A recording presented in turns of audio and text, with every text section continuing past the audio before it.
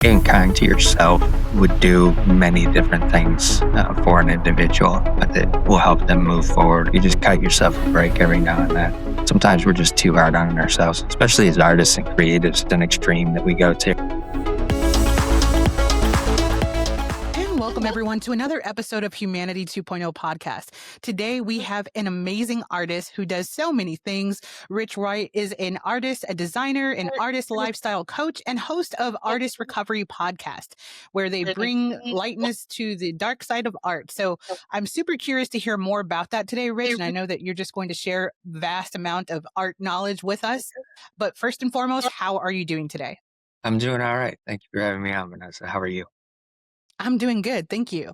And for those of you that don't know the backstory, I met Rich via Podmatch community and we got together, had some talks about Riverside, and then worked on something together. And now he's here in our studio and we are so happy that you're here as a fellow human. I think you're awesome and everyone else is going to find out how awesome you are. Did you yourself just come out the gate with your creativity and embracing that, or did you kind of like hide it a little bit when you were growing up? I didn't have to hide it. It was just, for me, it was natural being creative. I've always said that I've just been gifted with the ability because even though I did try to go to college to get a degree in design, I didn't finish because I was failing everything except my art classes. And I was having to pay for that as well on my own. My parents would help me out a little bit with like food money here and there, but I was having to pay for the full bill. For the most part. I did have a small scholarship for an academic thing, but it was under $1,000, so it didn't make a huge impact. Right. But yeah, I couldn't finish any technical study work to be proficient at what I did. I just continued to do it, practice, dove into different things head first. Even like when I came back from college, I was working at a fast food restaurant and worked my way up to a management position and also training franchise owners that were going to have their own stores. And they had kind of told me I'd gone as far as I could go within that company. I was wanting to go into advertising department and be creative and help the company there, but that wasn't something they were going to allow me to do. So I had to figure out, all right, this is kind of a dead end job at this point. I'm going to do something different. And I started a clothing company.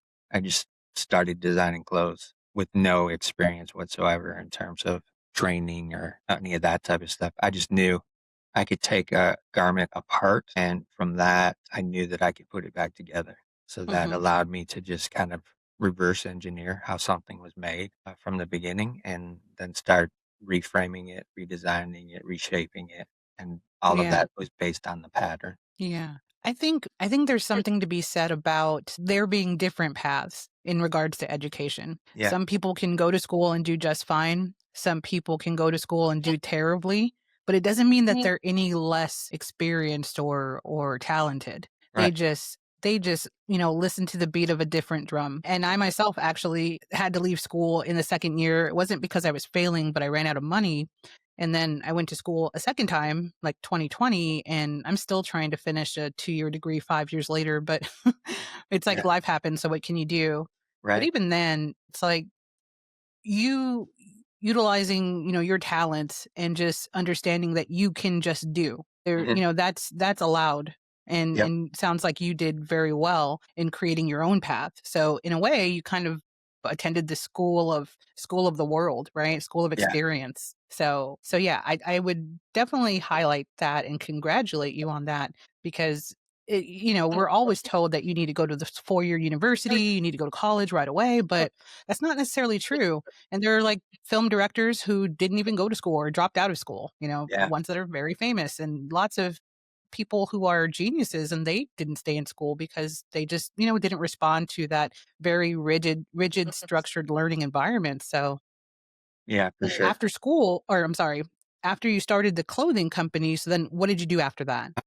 From there, I did that for, I did that for 11 years. And in the interim of doing that as well, I started producing fashion shows. I was working in entertainment, doing security, working at nightclubs. And then from there as well, went into production with shows and events. And did that mostly into the early 2000s. Then there was a period of time where I had a kind of a mental health breakdown, and it took me about 3 years to get through that, get back to a place of stability again.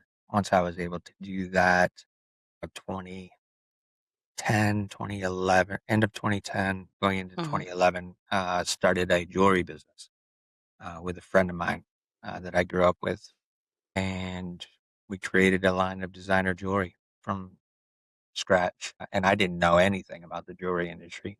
He had some experience in terms of he owned a couple of retail stores, but from a design perspective, I had no idea what the processes were or anything like that. I just Mhm. said, "Yeah, let's do it. I know I can draw it. I know what I got in my head, what we want it to look like, so I can do that." And the rest we just figured out. Me more so than him. He was more so on the sales side of things, but I had to start learning how to measure things in millimeters, measure thicknesses and space and different things like that of creating a design, how much gaps you needed to have within an element of design to make sure Mhm. that the metal filled the area properly, different things like that. So been that So going on, yeah. oh, no, go ahead. And then, doing branding and logo design and print stuff. I've done that ever since I had the clothing company as well because I needed that for the clothing company. And then Mhm. people that I would be working with would see what I was doing and they say, "Hey, can you help me do that type of thing for my company or my business?" And that allowed me to, venture into those avenues as well as an artist. If I can ask, going back to the mental health period, what were your takeaways from that period? What did you learn about yourself and what you were going through? Uh, What that was after That was a second period of kind of breakdown. I had a complete break at 25 and also attempted suicide at that point. Ended up being hospitalized for 6 weeks and then 6 weeks in outpatient. And after that, I was just trying to get back into work, different things. Mhm. Ended up getting into a relationship and eventually getting engaged. And through that process of being in that relationship and getting engaged, I realized that some of the things that were being asked of me by the fiance was stifling my creativity. Mhm. So I was having to put down the creative things that I was doing and had been doing through that process. And then different things came to light in terms of some infidelity, some elements of, deception, lying, realizing I'm being used rather than being in a relationship and Mhm. trying to make the decision to leave that relationship as well, which that may sound odd for the audience or in general for a male to just say, I had to make the decision to leave a relationship. Because it's usually we're looking at it Right. from the other perspective. Right? But the realization was that I'd lost myself. I didn't know who I was. And I knew if I did not get out of this relationship, that I was going to eventually attempt suicide again. And Mhm. so I had to cut that off, eliminate contact with that individual, and then started working with a cognitive therapist along with my psychiatrist that I had already been dealing with. Started working with a cognitive therapist. And even in the process of starting to work with her, it was so bad in terms of anxiety that had built up with not under, not remembering who I was realistically. That creative person that I was, I couldn't find it. To the point where just trying to go to the office to go to the appointment was a struggle. Mhm. Sometimes I would get in the car, get 2 or 3 minutes from the house, and I'd have to call her and say, "Look, I can't make it today. I can't make it there." Sometimes I would go all the way there, get into her office, sit down on the couch, and have to get up, say, I can't do this today, and leave because the anxiety was so built up that I could not even speak about it, what was going on internally. Fortunately for me, she was very understanding, very caring, and she said, "Hey, no problem. We'll see you next week. Try this again. Go ahead and go back home, or just go ahead and turn around. Go back home. Mhm. You don't have to do this. When you get to the point where you can do this, then we'll just work from there." And I've been working with her ever since in regards to that type of cognitive therapy, making sure cognitively that I'm staying in the place that I need to be. mentally. That's amazing. It is such a gift when you find a therapist that you can really work with and be completely honest with. Because if you can't be honest 100%, then you're never going to get to uncover all of the stuff that you need to uncover and face. So that's wonderful. I'm so happy for you that you have her. I did have a question about hospitalization. Had you only been hospitalized one time or more than once? Just once, yeah, when I Yeah. attempted the suicide. Reason why I ask is because I have been as well, Okay. and what I've noticed, at least from my experience, and you'll let me know if you've felt the same, but starting over after that is the strangest thing. It's as though Yeah. you're not part of the world. You were gone for a while, and then you're trying to catch up, and everyone is not who they were, however many weeks ago, and it's just the strangest world. And then for me, at least, everything that I loved doing, I didn't want to do because there were, I guess, memories that I couldn't touch things for a long time, as such as like art or film or whatever it was. Yeah. I wanted nothing to do with it for at least a few years or so. Mhm. And so I'm curious if did you have kind of that similar experience Oh, after? yeah, absolutely, and that's, how I mentioned it took me about 3 years to finally get back to who I was and get reintegrated. Even Yeah. from the hospitalization part, that's, even doing the day program where Yeah.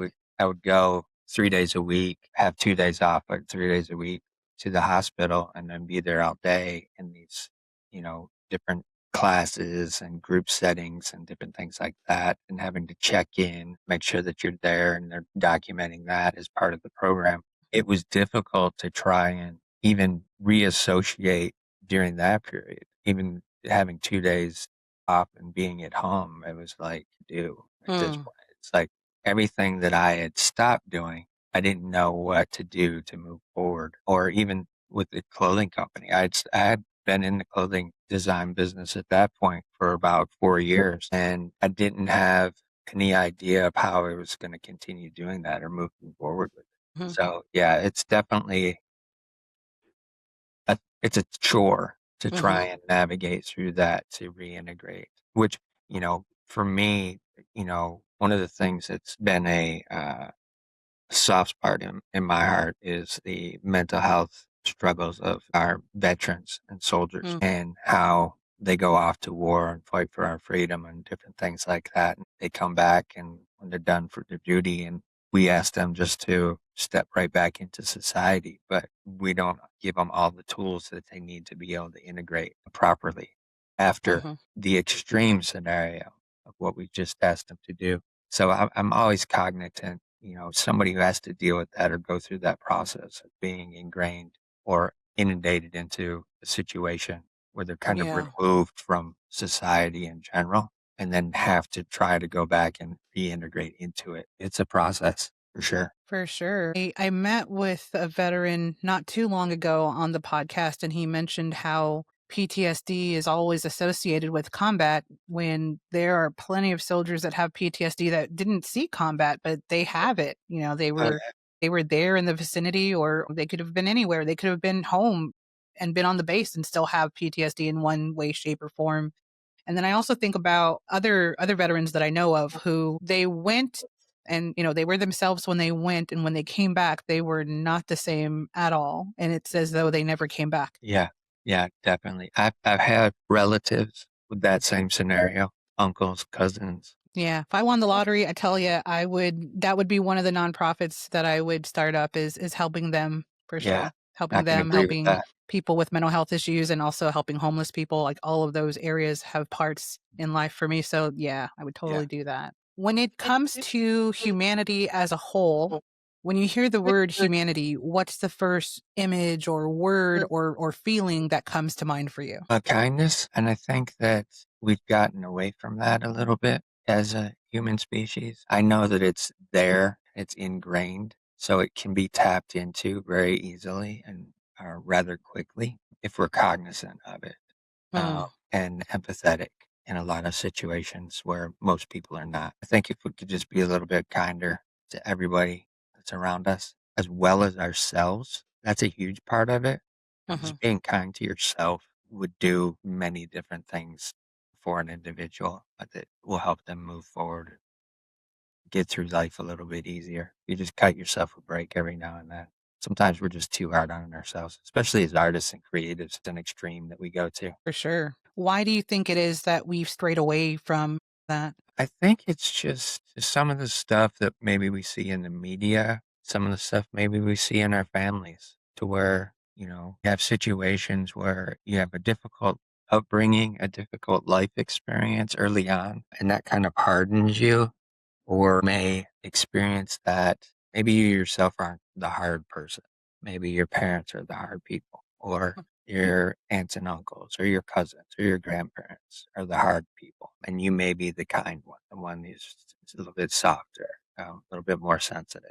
I think being in that environment has a tendency to change us, because I know even from the perspective of, what we're hearing a lot about today in society in terms of racism. From my perspective and understanding of what I've seen, it's a learned experience versus a natural inclination. Because I remember back in preschool and kindergarten, I had multiple cultures in my classroom, and I didn't look on them as being any different at all. Even in my town where here in Michigan, didn't see any of that.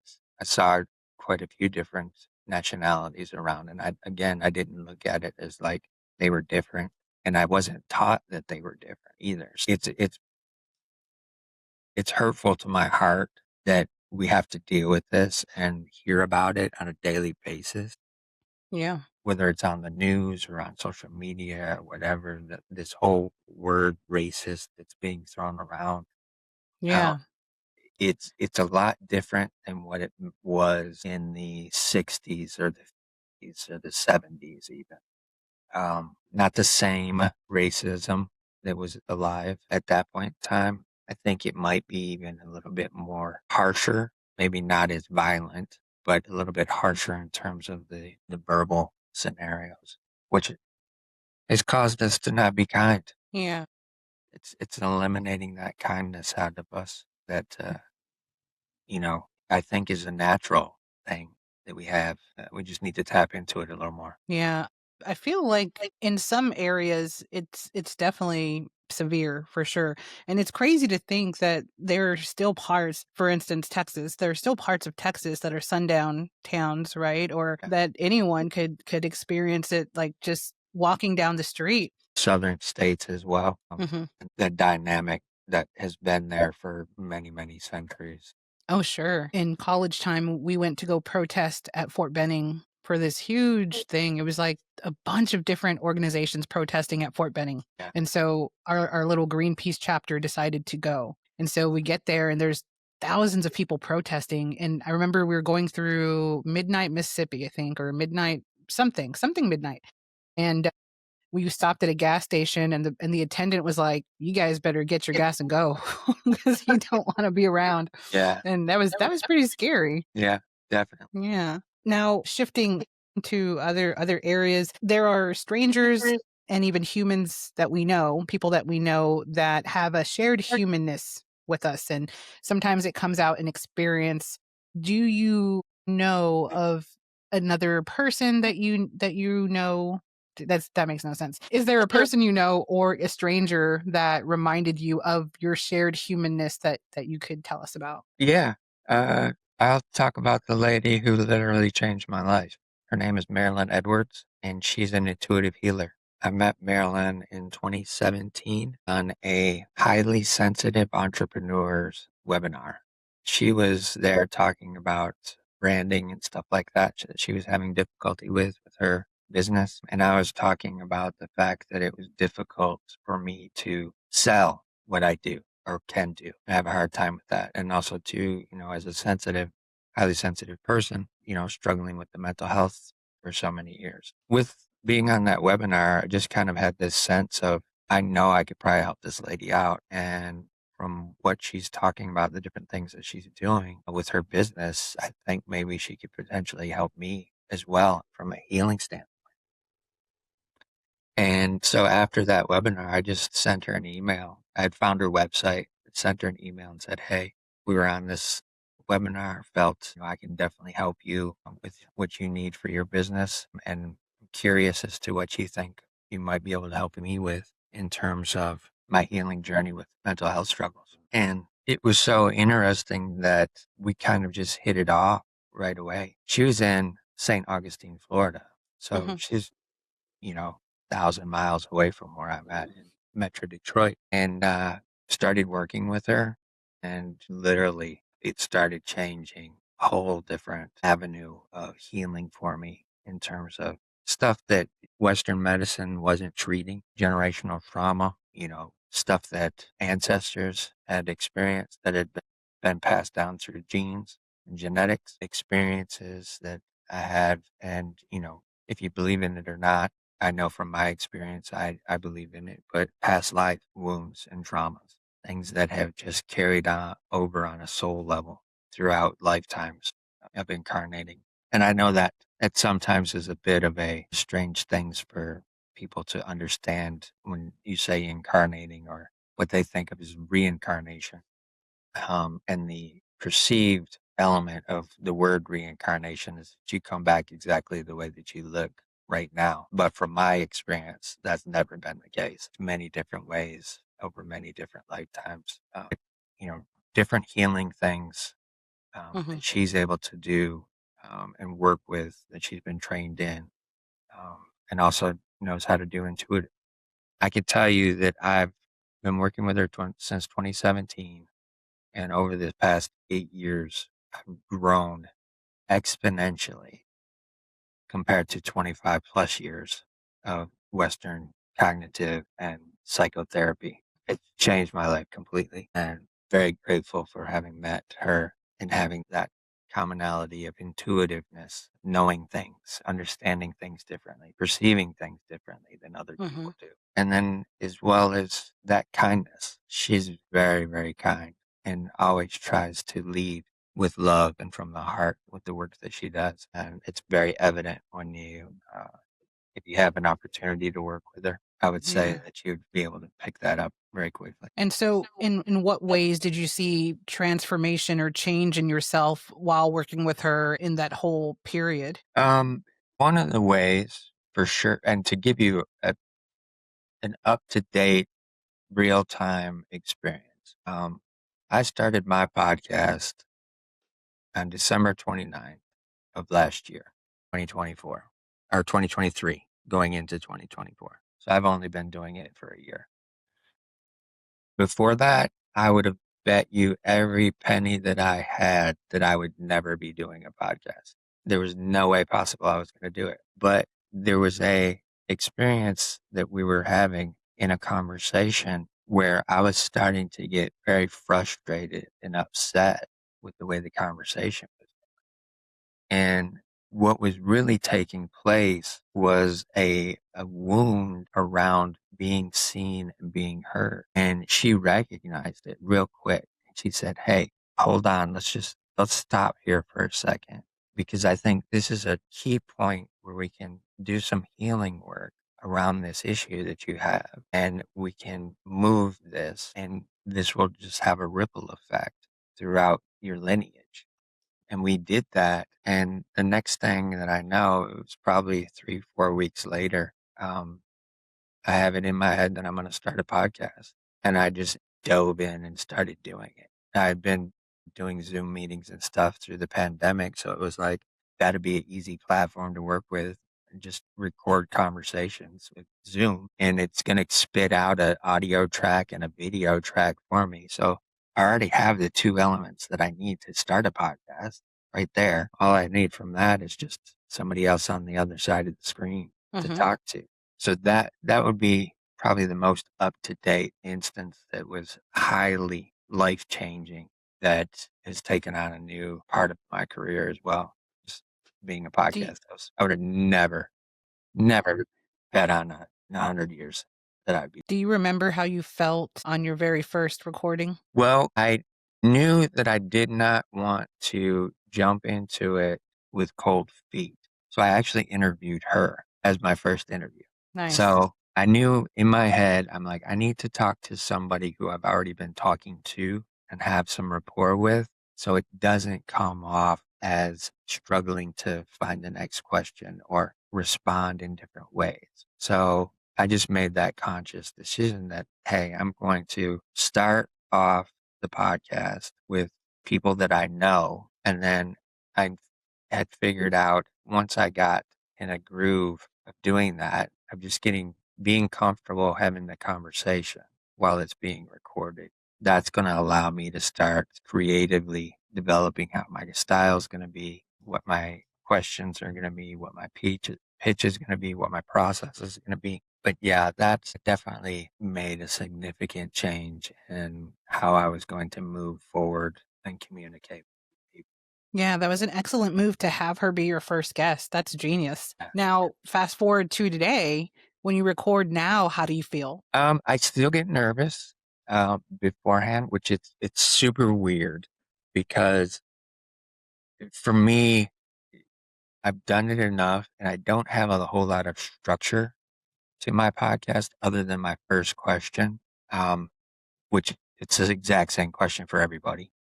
But from there on, it's just intuitive conversation Mhm, based off of experience that the guest has. So it's strange to me that I get this nervousness, and it's like 10 minutes before I'm supposed to start recording, and my body starts to want to release. I've got to go to the bathroom, and it's like I'm already prepped, I'm ready to go, and then mhm, boom, that anxiety kicks in and takes over my body. And once I get in and ask the first question, that initial structured piece, everything else just it fades away, mm. disappears. Sure. So, they say that going through hardship impacts our level of empathy, and when we go through great hardship, we end up having even more empathy. Would you say that that's the case in your life, and how did that affect your view on humanity? Absolutely. My life in terms of the mental side of things has been a constant struggle as far back as I would say 3 is when I really remember feeling depressed. And that may sound strange as how's a 3-year-old feel Mm-mm. depressed. But yeah, it's been a constant struggle. Business has been a constant struggle. Being a creative has been a constant struggle. But all of that has allowed me to step into what I'm doing now as the Mhm. podcast host, as being a lifestyle coach for creatives and for artists. It's all of those years of experience dealing with that and going through those struggles. And if I can just share some information that allows another creative or another individual that I'm talking to or working with to not have to go through that, like I have gone through that, all the better, all the more. So makes my purpose become more ingrained in moving forward in that direction, which is what I'm doing. And Yeah. I'm trying to kind of let go of trying to be that famous artist or that famous designer that we kind of strive for in the creative world and Yeah. just be somebody who helps others on their journey, help them get to be that famous artist or that famous designer. Because I know all of the struggles that I've had, if I can help them bypass some of those struggles, then maybe they'll get there a lot quicker and they can attain that level. Yeah. And you can take comfort in where they get to, because, you were a part of that and you helped facilitate that path. So, Yeah. I think there's a lot of merit in being part of the path too. It's funny how when we're younger, we want to be that, like you said, the famous one, the one on the cover of every art book or what have you. Yeah. And then as you get older, you realize that it really isn't about that at all. It's about the journey and being a good human, helping other people, and then that being what makes you have that star quality is you doing good for others, and being the good that we need in the world when it's not there. That's so Yeah. important. Yeah, for sure. And, Yeah. that's the tagline for the podcast is bringing light to the dark side of art. I'm trying to be that light for those that are struggling in the dark of it. And when I say the dark side of art, some people may not quite understand that, but it's the side of art that is the mental health struggle, the side of Mm, art that is the potentially the addictive components, the alcoholism, the drug addiction, the creative struggles that we deal with that are gloomy and not bright and shiny, trying to bring some light to that side of it because it doesn't. doesn't get talked about enough. Mental health doesn't get talked about enough in society in general, and it's even less in the creative community. And I've Yeah. been on the journey long enough to where I don't have a problem talking about it. Right. If anything, I want to be talk about it more and be more open and honest and raw because that's the real. That's the thing that's going to connect. That's what people are going to hear. If I came at it from all the scientific side of everything and what I've gone through and dealt with, it would just be like white noise. Eventually, Mm, it would just tune it out. But hopefully, with my experiences, the things I've dealt with, maybe it'll catch somebody's attention, even if they're yeah. just listening to it while they're doing something else. They just catch it, and hopefully that brings some light to their world. If you could tell us what is the why behind what you do, and then tell everyone what it is that you do. The why is so that somebody else, like I said, does not have to deal with the things that I've dealt with to make it a little bit easier for them. It's kind of like that road bump scenario. If I can smooth out the road a little bit ahead of time for them, maybe they won't hit it as quick as possible, Yeah. the road that they're traveling on. And that's has been the main scenario of why I've stepped into this is just wanting to make sure that the difficulties that I've had, the struggles that I've had, the businesses that I've been in and industries that I've been in across creative industries, not just one single industry. I've been in at least 3 to 4 industries of creativity, been around it, experienced it, operated in it. It also allows somebody else to realize that one particular path doesn't always have to be the exact path that they continue on. Somebody may be going to school for graphic design and think, okay, all I'm going to be able to do is do some logos and some websites and different things like that. Well, no, that's not the case. You can go from graphic design at whatever school, whether it's an art school or university, and go straight in working in the music industry, right? Because somebody has to put together that album art, those Mhm. singles art. They have to design that whole scenario for 'em. Merchandise. Artists need merchandise designers. And that is all based off of graphic design, essentially. So people that think, all right, I'm going to go to graphic design, I'm just going to go into advertising or work at a magazine or newspaper. There's not too many newspapers around anymore, but that was a huge field where you could go into graphic design or even publications, textbooks, schools, materials, different things like that. There's Yeah. multiple options of what you can do as a creative. And I want that to be known as well for individuals that, hey, what you think is going to be your path may not be your path. You may want to look at this other option over here, and Mhm. that may propel you a lot further and a lot faster than what you had planned out to begin with. And I Yep. think a lot of that has to do with that struggle, right? You start down a path as a creative and you hit these roadblocks and these difficult instances, and it defeats you, makes you feel like you can't make it. You want to quit. You just want to give up. But if you knew about this other thing, maybe that changes everything for you. Mhm. And I think that's just one of the things that allows me to be able to step into this confidently and make that why even more Yeah. solidified. You remind me of a story when I was 13 or so. I started playing the flute and I thought, okay, I'm going to be a pro flute player. That's what I'm going to do. Yeah. Practice 4 hours a day. I'd put my hands in the freezer after 2 hours and then go back and play again. And I was doing this every day, so much that I hurt my hands. And so then I found out, okay, we can't do that. We can't be a pro anymore. We have to do something else. And then I went to a film class in school and I was blown away by the film world and media, and that became everything, you know. Yeah. It's really interesting. I had another question for you, and okay. So you said that you do the work so that way other people don't have to suffer and go through what you went through. So my question is this, why you though? Why not give the knowledge to someone else to give to other people? Why did you feel it was in you, that magnetism? Uh, Probably some of it relates to my astrological sign. I'm a Capricorn.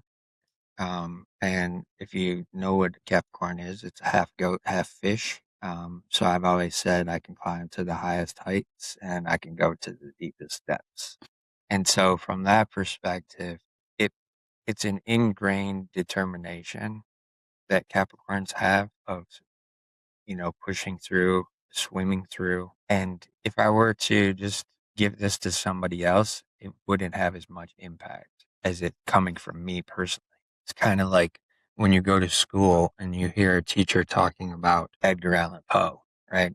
That teacher can say all she wants to about Edgar Allan Poe, but unless you go and read the words that Edgar Allan Poe wrote, you don't quite grasp exactly what he's trying to say or what he may be saying or what she may be Mhm. trying to present him as. Same thing with Mark Twain. The teacher can say Mark Twain did this, this, and this, and he was raised in this region of the country, and this is what his life was. And unless you go and read one of his books, you're not going to get that experience of what Mark Twain or Edgar Allan Poe did, right? Same thing with music. You can hear about a great band or a great artist that's out there doing music, but until you put headphones on or you go to a concert or a venue where they're actually playing, that energy doesn't come through by just hearing it from somebody else. You have to experience it firsthand. And that's what makes me feel like Mm. I've got to be the one saying these things. I have to be sharing this. I have to be giving this information because, I can have 5 or 6 people that I know come in and tell my story of what they think my story is, but they don't know everything about my story, right? They only know Oh, yeah. what they've seen, what I've allowed them to see, what I've allowed them to understand or know. They don't know all of the intricacies. That's the case. I let somebody else do that for me. There's a whole lot of stuff that can be misconstrued, a whole lot of stuff that can be skipped over that doesn't play into the context of everything. And that's where I think I have to be the one that steps up and open my Mm. house lanes. Thank you for going down that rabbit hole with me. I was like, I needed to ask you that. I just had to. So, Yeah, moving to what we were supposed to go to, tell everyone what it is that you do and also where they can find your work. I'm an artist, a traditional artist, and when I say traditional artist, I'm just meaning I'm proficient in all of the traditional mediums, pencil, paint, all of that type of stuff. I'm a designer, done clothes, jewelry, website, logos, branding, all of that kind of stuff. I'm also the host of the Artist Recovery Podcast, where I'm bringing light to the dark side of art and redefining recovery as renewal, resilience, and creative transformation and trying to help artists to realize that the recovery component is not just about a debilitating situation that you've gone through or experienced or a struggle. It's about how you come back and recover yourself as the creative. And so that's what I'm doing currently and am going to be doing for the foreseeable future. You can find me at theartistrecovery.com or richwrightunlimited.com. Both go to the same place and both have a little bit of everything that I'm doing there. I think you're doing a fantastic job, and it's wonderful that you exist to help the artists of all kinds because it's so true. They definitely need that assistance and that guidance and just support. I feel like all artists have just a varied range of emotions, and sometimes we don't know what to do with them, and so we put it into the art. But then there's a leftover part, Yeah, and that part needs help. So for I'm glad sure. that you're here. No, thank you for that. Vince. I Yeah. truly appreciate it. I appreciate you having me on and Yeah, having yeah, the I appreciate conversation. you. If you could share a message with humanity, what would you tell them? I will tell them exactly what I say at the end of every episode, and that's always listen to your heart, but also be kind to your mind because the mind has formulated ways to try and protect us. And it's not always the thing that we need for our entire life. Sometimes we need to quiet the mind and keep it from trying to not allow us to do certain things that are progressing us forward. And the heart is a little bit more truer when it comes to those aspects of things. And Mm, there's studies being done right now in the mental health space where they're looking at the heart as potentially the original brain hmm, versus the brain that's inside of our skull. that is really interesting. It's interesting to think that the part of you that should help you learn things and grow intellectually can also be your end fall too. Yeah, exactly. Yeah, that's really interesting. But the heart being that is really cool. I really like that. Well, thank you again so much for being here. Everyone watching, we will see you guys next week on another episode of Humanity 2.0 podcast. Be sure to subscribe to the new channel because this show has moved over to its own channel, which is at Humanity 2.0 podcast on YouTube. And then all the other listening platforms are still the same. Don't forget to be good to other humans. And we'll see you next week. Thank you so much, Rich. Absolutely. Thank you. Humanity 2.0 podcast is brought to you by Vanessa the Vivacious Productions. Want to be a guest? Visit the link in the episode description for future guest opportunities. Ready to podcast like a boss? Join Podmatch and begin your Podmatch journey via the link also listed in the description. Subscribe to Humanity 2.0 podcast on Apple Podcasts, YouTube, Spotify, and more. Follow and help support the show by buying Humanity a cup of coffee via buymeacupofcoffee.com/Humanity 2.0 podcast. Above all, don't forget to be good to other humans. See you guys next time.